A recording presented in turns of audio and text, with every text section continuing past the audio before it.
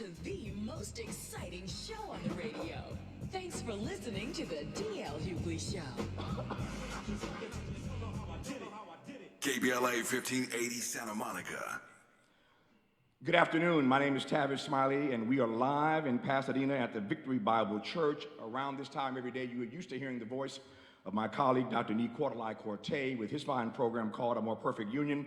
But this is a special program, taking a look at this so-called fast pay program from Southern California Edison with regard to all those precious brothers and sisters here in the Altadena community who have lost everything, lost homes and property and memories and even loved ones. And so for the next 2 hours, we are going to have a live town hall, again, from the Victory Bible Church here in Pasadena. So you know I'm not by myself. Let the folk hear y'all and let them know you're here.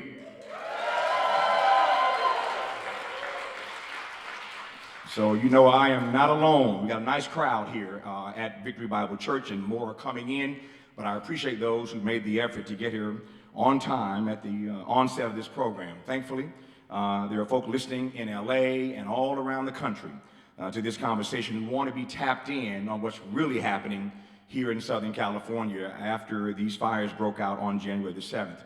I am proud at KBLA Talk 1580 that we have made it our business. We assigned ourselves to make sure that we curated the show of record. And so every week on our station, on Saturdays and Sundays, there's a program that we broadcast called Conversation Live, Altadena Rising. It's hosted by my colleague James Farr, who will moderate the second hour of this town hall. I'll take it for the first hour and pass the baton to James Farr, who will take the second hour. We have some amazing panelists you're going to hear from over the next couple of hours.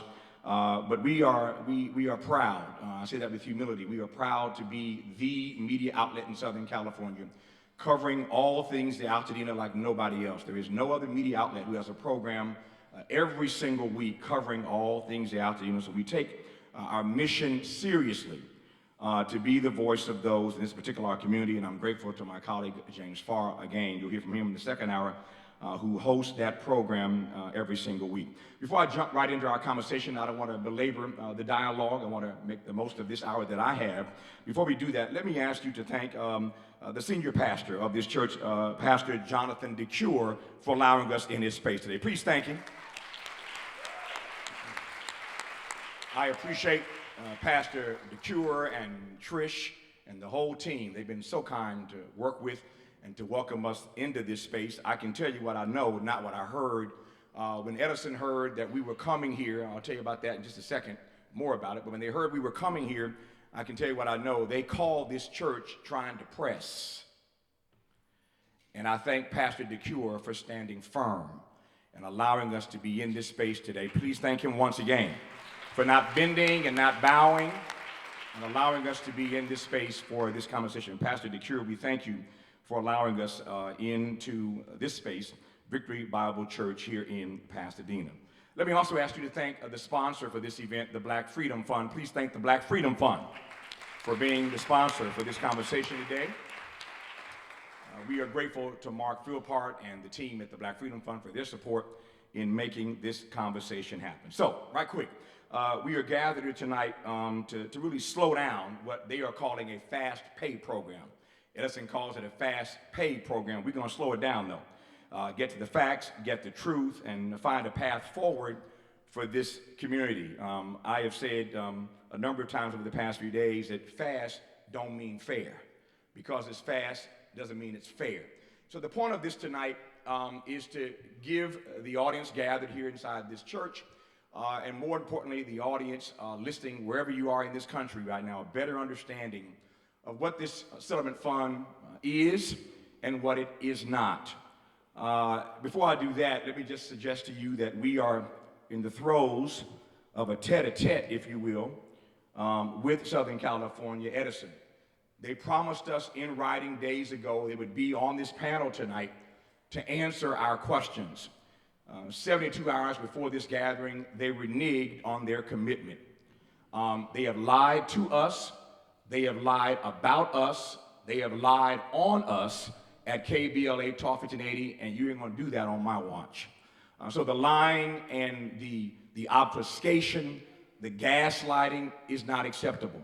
And if this Black Talk station is about anything, it's about making sure we represent the best interest of our people. We will not allow people, anyone, to push an agenda that is antithetical to the best interest of our community. And so we're going to hold Southern California Edison accountable. We have been sending emails and phone calls into Edison, specifically to Mr. Pedro Pizarro, and we're gonna stay on top of that. They said today in an interview that you can read online for yourself in Pasadena now. They said that they're not here tonight because we have trial lawyers present, and they don't want to be anywhere where there are trial lawyers. Now, legally, I understand that, but Edison was made fully aware that there would be no trial lawyers tonight at this town hall. They were told that, they were given evidence of that, and I said today on our station that there are only one or two or three ways to look at this. If I tell you that there are no trial lawyers and you don't believe me, then you're calling me a liar. We are a reputable news and talk radio station. We don't lie. Our integrity is more important to us than anything else. So one, you're calling me a liar. Number two, you don't care about the Black residents of Altadena. Or number three, there's another reason that you didn't show up. I think it's all three. They don't want none of this smoke. And that's why Edison continues to advance this lie about trial lawyers being here tonight. So before I start, I want everybody who has a cell phone to take it out right now. Take out your cell phone, every single one of you. Take out your cell phone, just do Tavis a favor right quick. Take out your cell phone, aim it toward the stage. Come on, y'all, work with me. Aim it toward the stage and take a picture of my panel. I want you to note that there's an empty seat right here in the middle. That empty seat is for Edison. Yeah, thank you, Brother Brandon, you're in the wrong chair. I thought he'd get the message at some point. That empty, now, retake your photos, please, now that Brandon's in the right place. I want you to take these photos right quick, and at some point in this conversation, whenever you get time, I want you to post the photo that you're taking. I want you to hashtag it KBLA, hashtag it SCE, and hashtag it no trial lawyers. Hashtag it KBLA, hashtag it SCE, and hashtag it no trial lawyers. There are no trial lawyers on this stage, and there will not be for this conversation. So what are your excuses now, Edison, for not having shown up tonight and not believing us when we told you that you were welcome here? We wanted to ask you all the tough questions. There'd be no trial lawyers on this stage. Thank you, audience, for doing that for me. I mean that sincerely. It's very, very important in this era of social media that we use the capacity, the power we have to get the message out. We have a almost full crowd in here on the main floor. So please do that. Take that photo, push it out, KBLA, SCE, no trial lawyers, so they get the message. Now, let me hasten to jump right into this conversation. I'm going to introduce these panelists one by one as I get to them, but I want to start by giving you a sense of what I have read in this settlement fund. And then I got an expert here who has written a report about this settlement fund, and we're going to let Andrew Wessels break it down a little bit more for about 10 minutes, and then I'm going to get the rest of the panel involved in this conversation. But I want to spend just about 10 minutes here with Andrew to give you a sense of what this settlement fund is and what it is not. Of course, if you are a survivor, if you are a victim, you need your own lawyers. Every one of you knows that. But I want you to understand tonight, over the next 2 hours, what this settlement fund is and what it is not. This is my understanding, so Andrew, listen carefully so you can disabuse me of anything I'm about to say that may be inaccurate. This is my read of it in no particular order. Number one, Edison is the decision maker in this settlement fund process. They control the terms of the program, and they intentionally did not hire a third party to review claims by the fire survivors, so that the defendant in this case is choosing how much money you can receive. It matters not what you endured. They get to choose how much money you receive. Edison is the solo decision maker in this process called the Settlement Fund, the Fast Pay Program. They make all the decisions. They get to make all the calls. Second thing, you have no voice in this process. This program is designed as a plug-and-play system. It only evaluates the compensation you are offered based on a few buckets of criteria related to the damage to your home, irrespective of your personal experience. So you are not going to be regarded or respected for whatever experience you had to endure. You get treated like a number, and you have no choice, no voice in this process. So to my mind, Edison is essentially uninterested in your specific story and why your specific circumstances require more compensation. They decide, they set the terms, they set the amount. Your personal story matters not to Edison as I read this settlement fund. They will not, I repeat, they will not allow you to negotiate if you choose this program. You have no leverage. Number three, Andrew, you listening? Compensation is not necessarily fast. I know that because Andrew told me that earlier today on the Tavis Smiley show when he appeared as my guest teasing this conversation tonight. In Edison's fast pay and detailed review model, you submit your documents and receive a fast pay within 90 days if you call that fast. If you are not satisfied, you are required to submit documents in hopes that a detailed review will provide you with more recovery, in hopes of that. If the detailed review provides you with less recovery, you are stuck with the fast pay option you are unsatisfied with in the first place. This fast program could, in reality, cost you a full year of stress and still end up with an inadequate offer about which you have no say. Here's my final takeaway, and I'm going to Andrew. They've expanded the map in the final plan. There was a draft plan initially, and then now there is a final plan. In the final plan, the map boundary has been expanded so that more households are included. Edison, we thank you for that. They expanded the map, more households are included, but I don't thank Edison for this. They keep the smoke damage payment at $10,000. No higher. They've expanded the map so that more households are included, but it's still capped at $10K. It provides modestly more money for covered households, but it gives far less money to renters. If you're a renter in this room tonight, if you're listening to me, you are getting the short end of this stick in more ways than one. Finally, it provides modestly more for kids, but still treats them as fractional humans. Now, as black folk, we know something about being fractional humans. Let the church say amen. We know something about being three-fifths a person, right? They treat kids as fractional humans in this settlement fund. Now, I'm done. Andrew Wessels, what did I say that was wrong that I need to be disabused of, sir? Well, I'm not really sure I'm necessary because I think you're correct on all four of these. First, I want to say thank you so much for having me here, and I also want to just share my condolences to I assume pretty much everyone sitting here in front of me lost their home or their home was damaged. So I just want to say I'm so sorry for our losses and that we have to be here. But I'm so strengthened to be in community with all of you. So I'll just run through all four of these, and just kind of add a little bit of additional context. I come here.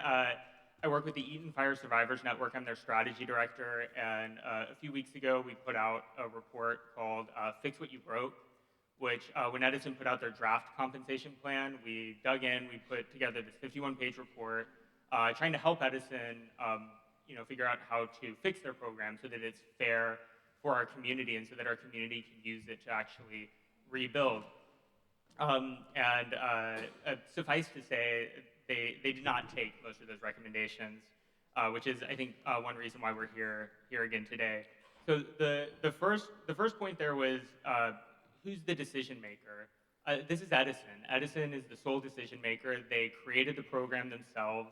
They were able to control totally every decision of how different each category of payments was kind of formulated.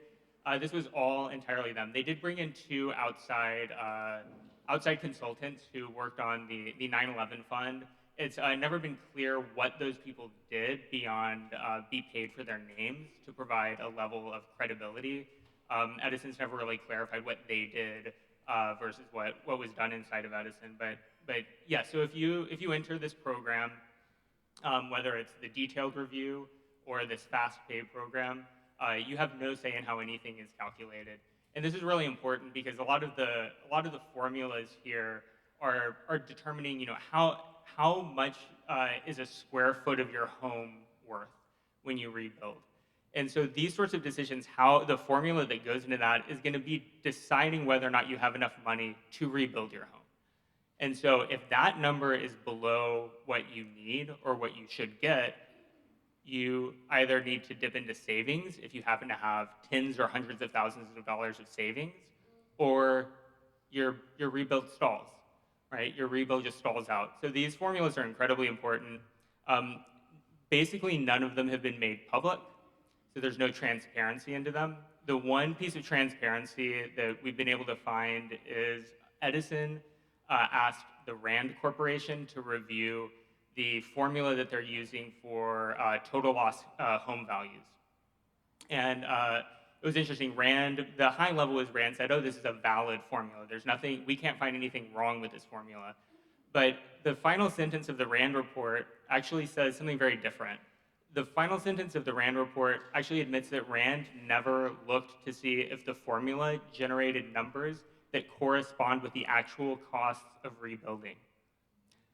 So all that Rand did was look at the formula inside of the formula and said, well, we don't see anything wrong with the formula. It's not going to put out a number that it shouldn't put out, that the formula is sound, but we have no idea if the number's accurate or if the number that it spits out is going to correspond to what you actually need. So those are kind of some of the consequences of Edison being the decision maker and not allowing you in. And kind of going into that is we have no voice in this process, right? Edison, again, controlled everything. During the draft process, they had some feedback sessions. I don't know if anyone here went to any of the feedback sessions. By show of hands, did anybody go to the feedback sessions? So Okay. there are folk here who did go. Okay, A few people did. When we at the Eaton Fire Survivors Network started getting people in, we realized very quickly that the questions were tailored to be as narrow as possible. And to give an example, there was no question asked where you could say, hey, I don't think my kid should be a fractional human being.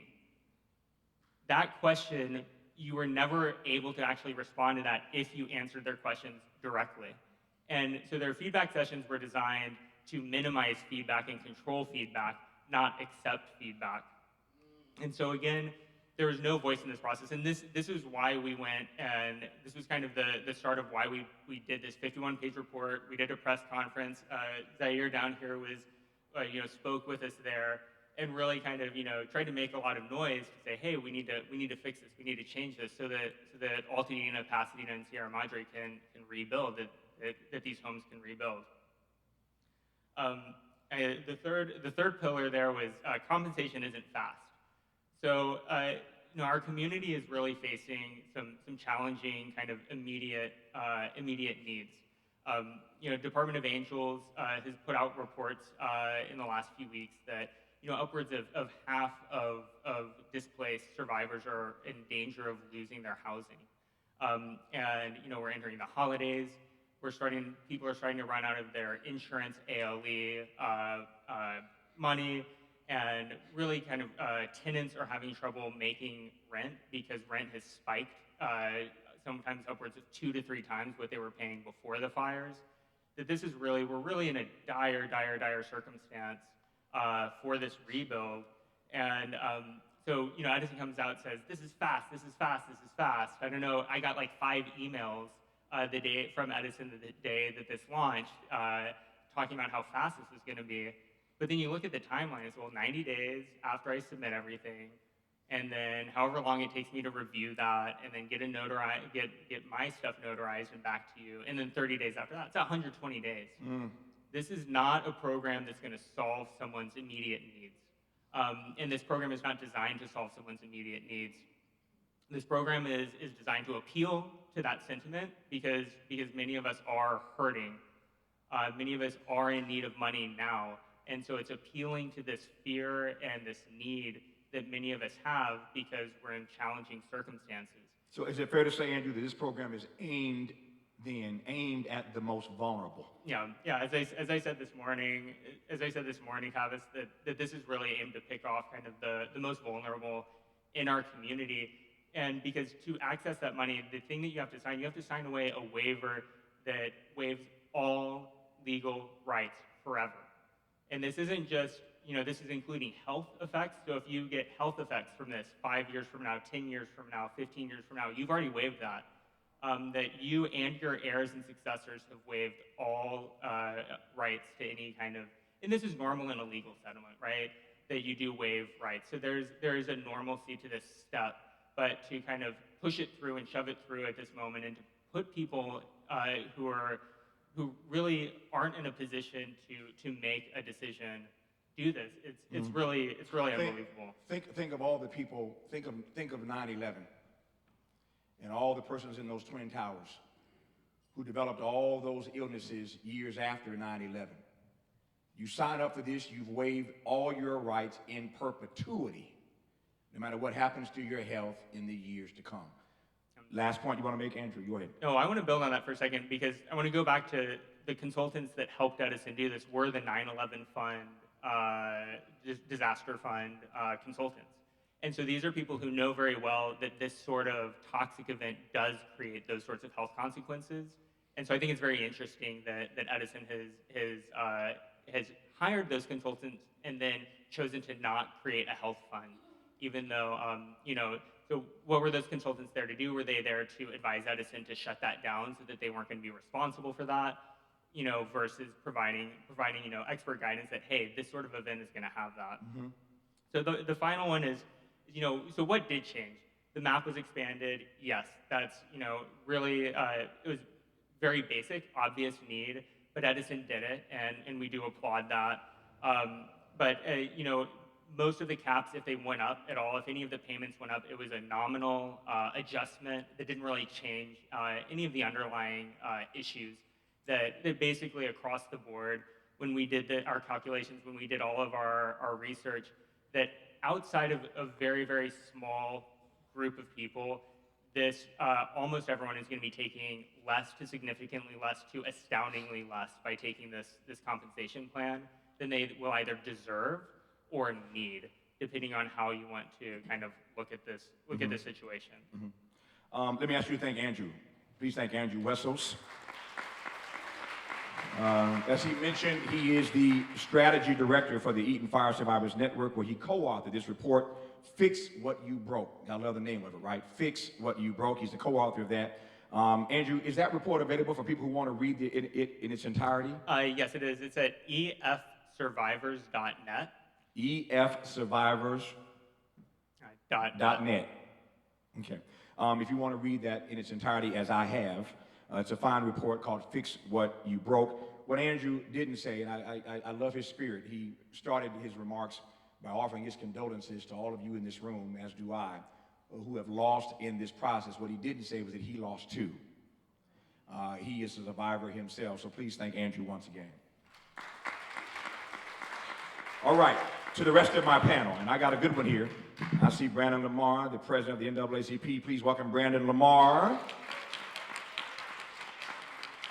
You heard Andrew mention Coach Zaire Calvin. Please welcome Coach Calvin. And our dear friend, Dr. Echelle Williams. Please welcome Dr. Echelle Williams. Mr. President, our president, not the other guy. Tell me what the NAACP is saying in this space, helping people to understand the situation that they're in and how to go about making sure they have all the facts before they make whatever decision they make. I recognize, as do you, Brandon, people have agency to do what's best for them and their families, and I dare not tell folk what to do. I just want to give you the facts. As we say at KBLA Talk 1080, measure twice and cut once. Measure twice and cut once. So our job is to make sure you have all the facts, hence this town hall meeting. But I'm curious as to what the NAACP is offering in terms of guidance to help people navigate this treacherous terrain, Mr. President. Yeah, so good evening, everyone. For me, I have to be honest and say that if we are going to tell people and give people a push not to take it, we also have to make sure that they have the resources in order for them to survive. And that is so real because people do have to pay rent, and we just did a rent relief program, 200 applications, and almost every single application, people are paying 2 times what they were paying before. And 60% of those people are now unemployed. So there's a real issue that we're dealing with in our community. But the one thing that I do want to say is that you have to look at what people are not saying. And the thing that I watched, and I just wrote it in my notes right now, it's very interesting that Edison wants to take and give you a settlement, but they didn't give a county the settlement. PUSD, who is also suing Edison, hasn't been offered a settlement. So if they're not offered one, why should you take one? Come on, Brandon. They have more damages than all of us. And if they're not taking them and they're not in line for this, why should you take it? And that's the part that I'm looking at the most, is that all these agencies, all these government agencies are also a part of this lawsuit, but they're pushing for people who are most vulnerable to take this settlement as if they're giving you a handout. The real problem is our community has never asked for a handout. We've only asked for what we deserve, period. And Mr. Smiley, you made a point that I think a lot of us overlook, and I'm not gonna say too much because I know Dr. Echelle and Zaire are gonna preach today, but the point that you really made that I think people have to understand is that anytime we get into a situation like this, the first thing they want us to do is sign over our rights. Fast. Quick. Yeah, in a and hurry. in a hurry. As I say, sooner than right now and quicker than at once. And that's what we're looking at in this, because as you also alluded to, what we also tend to do is feel and make decisions based upon how we feel right now, what's happening right now. But what about the cancers that's gonna come up in 5 years, 3 years? What about all those diseases that's coming up? Judy Chu said something a couple of weeks ago when I was at a town hall she did, and said that there has been a little bit over 400 deaths since the fire of either stress or health related. So 19 happened the night of the fire. That's right. But there's been over 400 deaths since then of our community members, funerals that we're going through in our community members. So this is much bigger than what we are seeing ahead of us. Thank our president, Brandon Lamar, for the NAACP. I know that so many of you in here have stories, and I've heard these stories, and I am heartbroken every time I hear them. I know that Coach Calvin has a story. I know he lost a home. I know he lost a sister. I know Dr. Echelle Williams and her family lost multiple homes, 6 or 7 homes they lost in that one family. So that every one of you in here has a story, and I wish I could just pass the mic to all of y'all so the national audience and those listening here in Southern California could hear your stories. But these 2 persons on stage tonight are representative of all of you in the audience and those who are listening who have stories of your own. So please welcome Coach Calvin. So Coach, my question essentially for you is how you and your family are navigating this moment, and how are you going about making your own decisions with so much coming at you in this moment born of what happened on January the 7th. The mic is yours. How we're navigating now has just been taking pain to power and making sure that we get all the information that we need to be informed on everything and every decision that we make as a community. Everything has been so stressful and crazy for the community. This is not what we should be faced with right now. And what is happening with Edison and what they're doing and this program that they're presenting is not what you think. So I'm gonna explain and break down some reasons why. For any of those who need, at any point, need what they're offering and you think you should take it, I understand. Same thing, same sentiment. But you have to understand the difference between all the other fires and the fires that we've been in. Our fire is totally different than any other fire that has happened. That's the difference. So when it comes to the litigation that comes with the fire, it has to do, we are it's a global mass tort was the other fire survivors who had to deal with PG&E. So theirs was extended for a long period of time. They had to deal with bankruptcy. They had to deal with a whole lot of different things. They had to deal with everybody being put on that case, which was over 60,000 people, which was in an amount of about $14 billion that they had to separate between those people and the time that it took. Our case is nothing like that. Our case is Edison has a golden goose, a bag that's sitting there between $14 billion to $20 billion that is sitting that has to be paid out to us. And it's a mass tort that we're not on the same level as any other case. The time period, the reason that they're rushing so fast in these situations is because this is not a long litigating situation that's gonna go on for years. They want you to believe that because they want to get you to hurry up and sign away on a lot of things. 95% of cases settle without ever going to court, and it will happen within the time before they go to court, which they've already given us a date. So you guys have to understand that. That date is already in 27. So again, the extension of what they're gonna do also is when you're going into all these different filings and stuff like that, you still have to prove your case to Edison. That's the part that's insane. To the same point, they know they burnt you down, they know they took everything from us, but you still have to prove and show that you can get the max amount that they're offering. So again, this is another way to mitigate costs. All this is business, whether it's the insurance companies or whatever. We're specifically on Edison, but it's to mitigate costs ahead of time. Get people, like Brandon said earlier, get people while they're hurting. Get people not to believe that that money is not available there for them.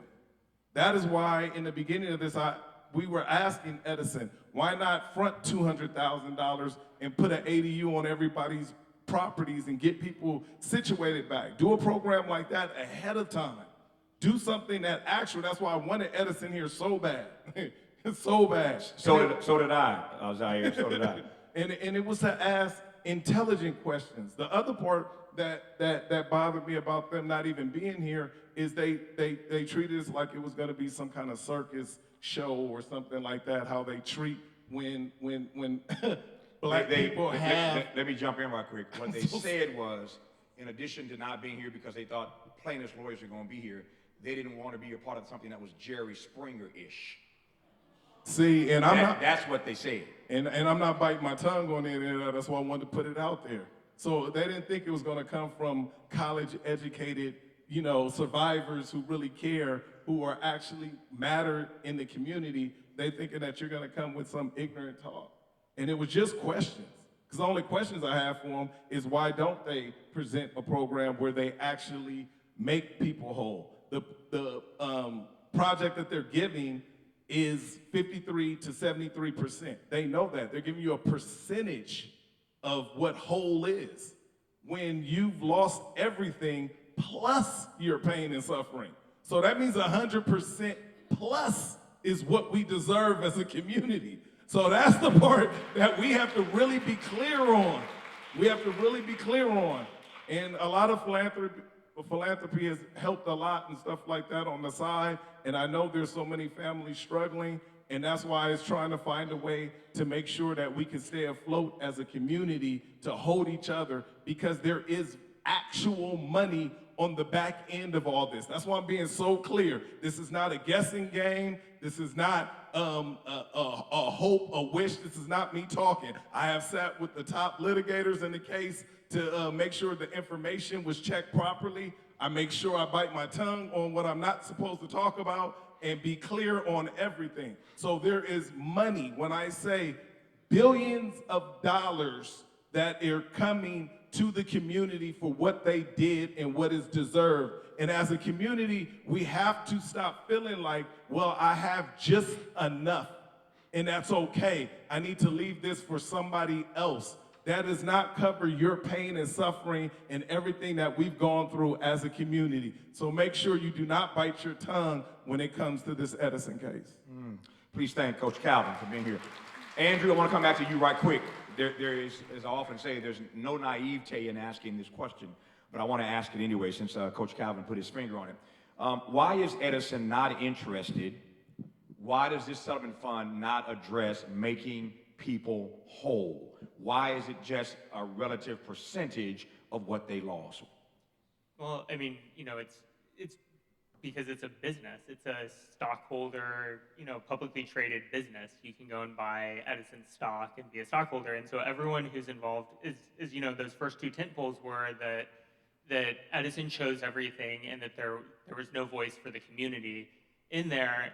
And that means that everyone involved with building this program has an actual responsibility, a fiscal responsibility to prioritize the value of the stock for the stockholders, first and foremost. And so that's what they're required to do. They're required to minimize risk.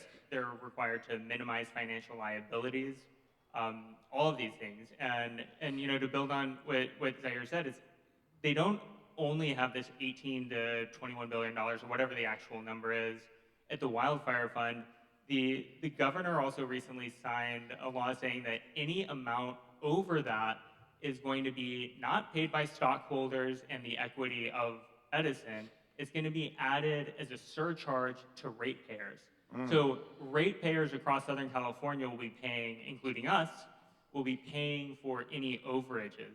So Edison as a company has totally insulated itself from actual financial liabilities, which is the job of the people who created this program. Yeah. And can I add to that real quick? Sure you can. Exactly what he said, and I just want to make it in layman's terms. It means Edison will not pay a dime out of their pocket.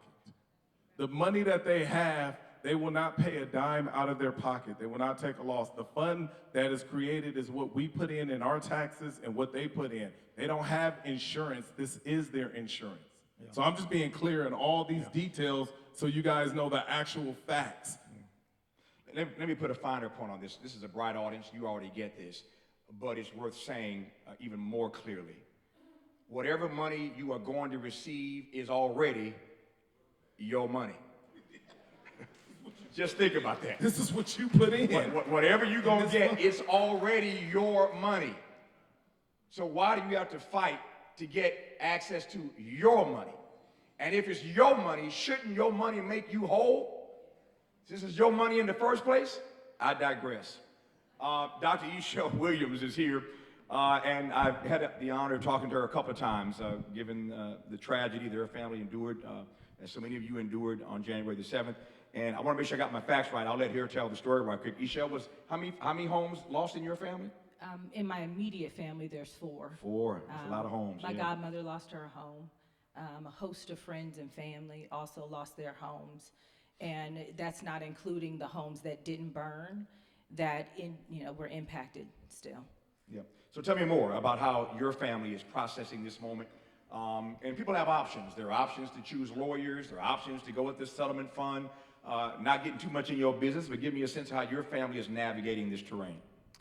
I think from the beginning, we've decided that we weren't gonna do it alone. I don't have and we don't have time. I don't have time to become a lawyer and go back to school to do that. I don't have time to, learn, be an architect, or anything that it takes to rebuild what is my life. So doing this in conjunction with individuals that have been here, that have done it before, that know it far better than I do, because right now, I'm the walking unwell. The walking unwell. Right? Yeah. So I look good, because that's what I'm supposed to do. But when you talk about being the working unwell, the walking unwell, the willing unwell, then it means that I'm here and I'm present, but as a mental health professional, I understand my brain is not online with anything that's happening or that is going to happen to me. So when you give me the fine print and you say, hey, does this sound good? A lot of stuff sounds good because I'm unwell. But is it the right thing for me? Is it working on my best behalf? Is it just? And when you think about me being in pieces and not putting me together so that I'm whole, I just get to stay in pieces and you never ask me how I'm doing because what they're offering doesn't ask me at all. It asked an object. It asked the house, how are you doing? And the house said, I burned down. So what I understand and know is that the home that I lived in doesn't heal me. The people that I lived with in my community does. And it doesn't ask us, the people, how we are. It just says, sign this and I'll give you this. Well, I'm not for sale. And I'm not willing to trade. So as my mental health is suffering, and it will continue to suffer, just had a conversation in this building that said my 11-year-old son will far outlive me. And if he ends up not mentally well as a result of the trauma, he doesn't have a mother to take care of him, nor will Southern California Edison. So how could I imagine setting him up for what I promised was a good life, working really hard, for him not to be able to take care of his mental and physical well-being as a result of something that's not his fault? So from the beginning, we have partnered with lawyers that not just started doing Wildfire because it was popular, but have done that for the existence of their career. People that can advise me, that ask me the questions that I don't know to ask, that make sure that they see me. I think as a Black community, for a long time, people talk about not seeing color. And so what I say is, what you don't see me? Because in order to see me, you do see that part of me, and you acknowledge it. And you acknowledge it over the years. So when I become, a senior, then you still are going to acknowledge that in 2025 actually, I'm sorry, I went through an experience that changed me. So when do we begin to think about that part of the process? You got 4 tenets that this is based on, and I'm not considered in any of them. Why is that just? How does it become fair? Because I'm not able to ask any questions over time. I get to ask the questions that I know in this moment and no more. So just be quiet, okay? Act like you're doing well. Keep dressing up and looking pretty, okay? But don't actually have any needs beyond the ones that the check didn't pay for because it's not paying for it. And I represent a renter. I rented my home for 17 years, but was born in the home that was on the backside of my wall 3 houses up. So because I'm a renter, I'm now less than. And according to how things have worked, I've always been less than because I'm a woman. And then I'm even lesser than because I'm black. So when do I actually get compensated fairly? Is you go, you work hard, you do what you're supposed to do, you make sure that you pay the premiums, you do all of these different things. You pay my bill, or you're gonna turn my lights off. Pay my bill, you're gonna turn the gas off, you're gonna turn all of that off, so I made sure that it stayed on. But now you're gonna make sure that I don't stay on? So at some point, it's gotta make sense. And I'm in need, just like all the rest of us, in my immediate life. But I have a community that has come and helped so that I can try to just hang on long enough to ask for, to use my voice, to stand up, to come here, do things like this, to be compensated, because I'm not asking for a favor. So as we think about who we are, how we stand, being in the space that we deserve to be in, as I deserve to go home, I want to go home every single day. We live in communities that are not ours, that do not embrace us.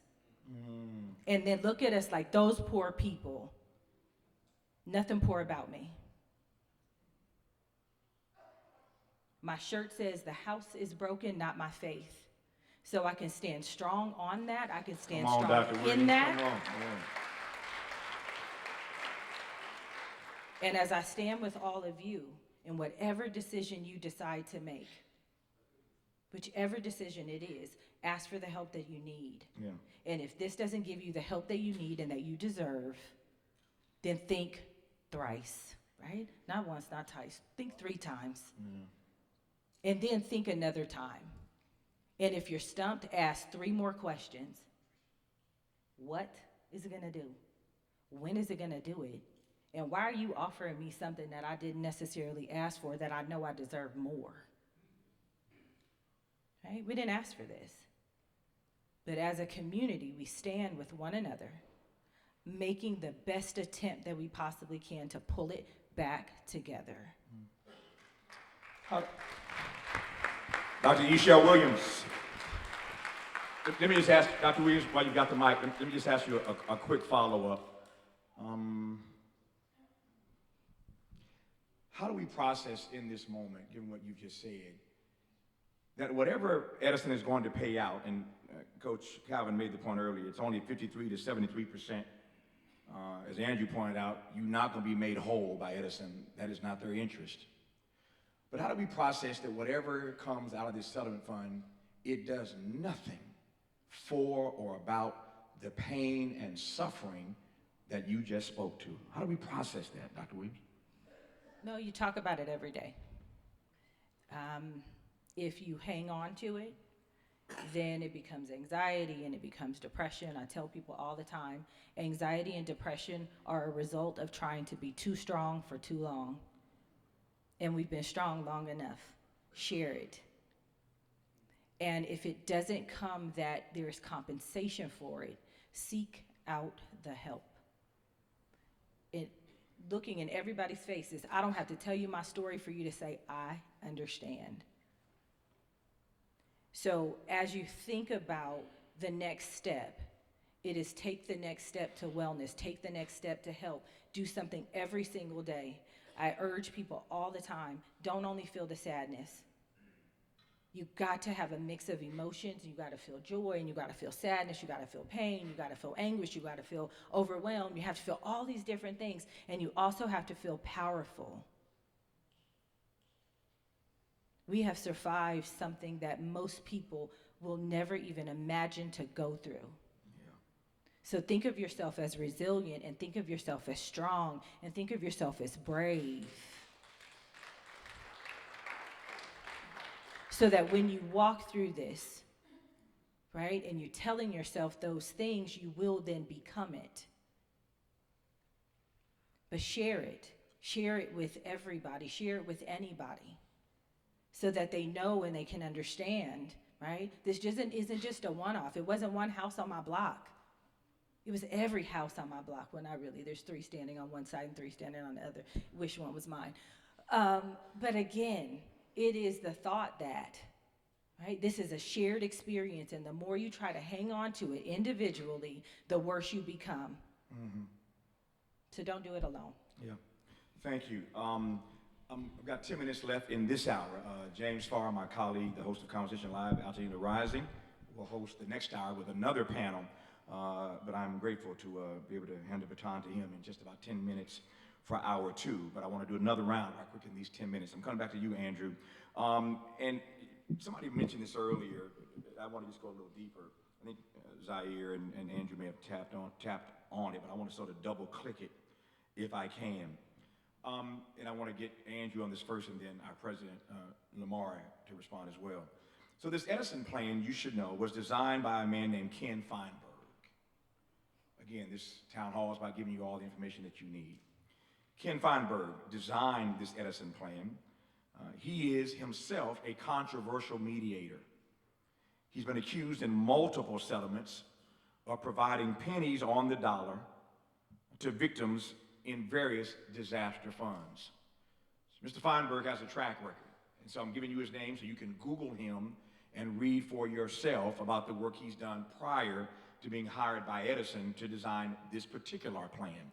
He has a track record. He's good at this. He knows how to design plans that offer pennies on the dollar to victims in various disasters. He's got a track record. He's got a backstory. Write his name down and Google and read more about Ken Feinberg. But no matter how much you Google, how much you search, you are not going to discover how much Edison is paying Mr. Feinberg, because they've not disclosed what they're paying him, what his deal is for having written this settlement fund program. So my question first to you, Andrew, is how do we process on this issue and other issues a lack of full disclosure by Southern California Edison? Yeah, I mean, I think that's really important. And last week, I actually went to the council meeting that the government council that oversees the Wildfire Fund. And there's all of these rules about transparency that Edison has to have in this program. But unfortunately, the program, the Wildfire Fund's processes don't require that transparency extend out to the public. It just says that someone has to look at something somewhere, and it's usually behind closed doors. And so, yeah, that's you know, it speaks to everything that there's when someone doesn't want you to look behind the curtain, that probably says you should look behind the curtain. and you know, if you go to our Fix What You Broke report, you'll see that in category after category, anytime there was any little bit of transparency that we could see or that there was anything that we could calculate, Edison's numbers came in far below what's needed to rebuild. Far below what's needed to rebuild. And this is a really important thing, and I know we're pushing time, but I want to just push one more thing. The 5 most dangerous wildfires, this is an LA Times investigation that came out recently, is that the 5 deadliest fires, or the 5 biggest fires in California that are 5 years old or older, only 38% of those homes have been rebuilt. Only 38%. And where those homes are rebuilt is when insurance and utilities that are at fault pay out fairly and promptly. When those 2 things don't happen, those communities do not rebuild. And that's really kind of what we're facing here. And Edison is, and by not having this be transparent and by it being clearly below what is necessary to rebuild, this is a significant problem for our entire community as we try to start hitting these numbers and start getting homes back up and businesses back up, because that can stall out. And if Edison doesn't do what is necessary, it will stall out. Andrew, one other question right quick before I go to President Lamar here. In addition to co-authoring this report that I want you to read called Fix What You Broke, it is this community advocacy group's report on the settlement funds. I want you to read everything about what they have to say in this Fix What You Broke assessment of the settlement fund. Read it for yourself. Don't take my word for it. But what Andrew also did that he didn't mention was he analyzed 500 stories to produce the State Farm files documenting State Farm's illegal claims practices. I wonder if you might say a quick word, Andrew, about these insurance companies that you just referenced. Yeah, of course. So last month, I referenced the Department of Angels report that came out. 70% of Altadena or Eaton Fire and Palisades Fire survivors are facing delays and denials from insurance. That means that we don't have the money we need to remediate and or rebuild our homes that insurance is required to pay us by our contracts.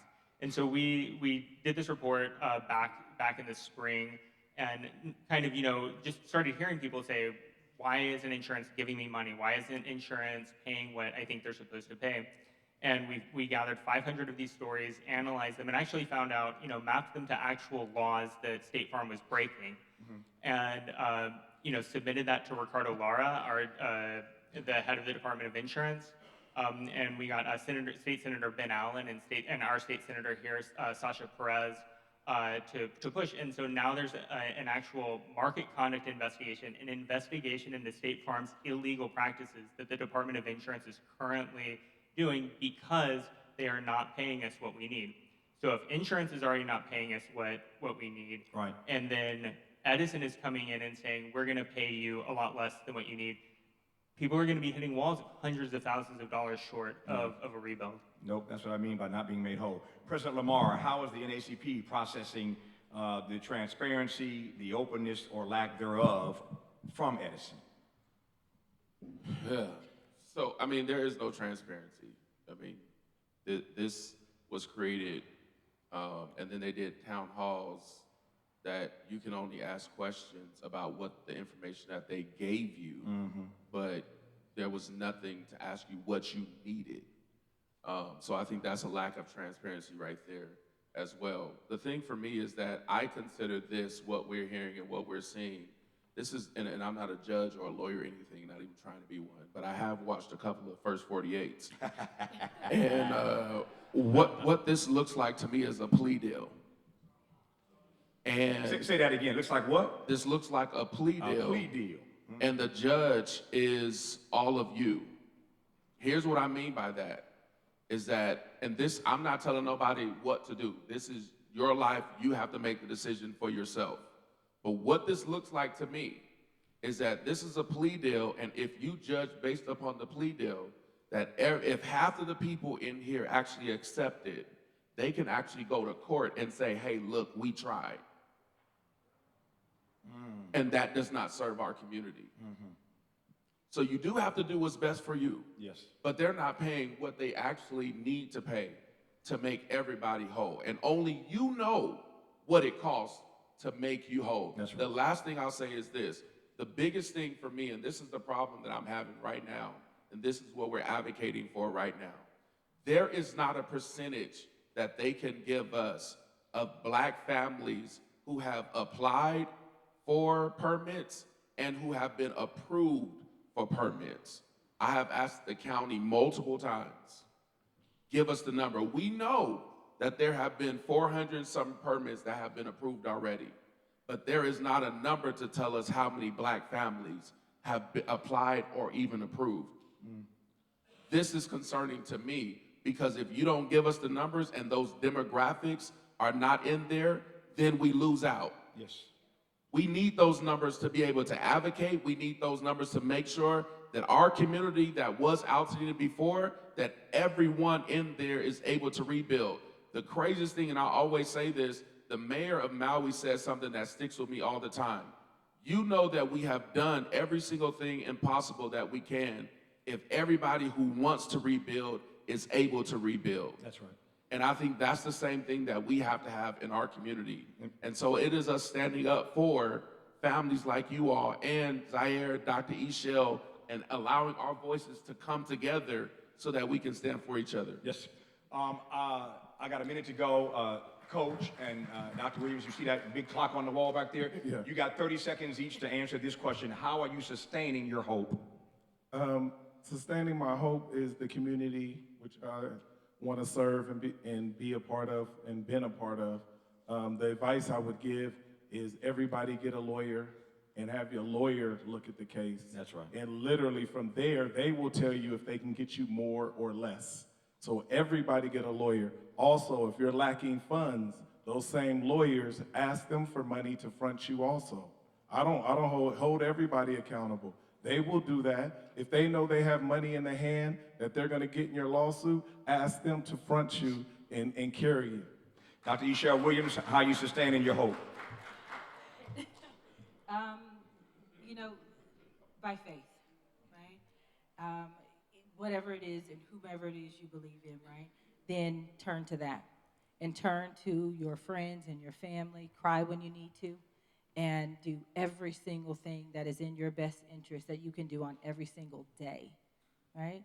You stay strong, you stay faithful, and you look towards the future. Not too far because you get anxious, but Let me just ask you to thank Dr. Echelle Williams. You can do better than that. Come on. Thank Coach Calvin. Thank President Brandon Lamar. Thank Andrew Wessels. Thank them all for being on this panel. They can step down now. And if you're on the second panel with James Farr, make your way to the stage right quick. Andrew, you stay there. Yeah, exactly. The other panelists, make your way to the stage right quick while I pass this baton to James Farr. I will close simply by saying, don't get burned twice. Don't get burned twice. As has been said, talk to an attorney. Do what's best for you and your family. That agency belongs to you. But we don't want you to get burned a second time. It is my great honor now to turn this microphone and this podium over to my colleague at KBLA Talk 1580 for the second hour of this conversation. His name is James Farr. He hails from this community, lives in this community, as you, many of you know him. But he's the host of our show of record, Conversation Live, Altadena Rising, every Saturday and Sunday on KBLA Talk 1580. Please welcome James Farr.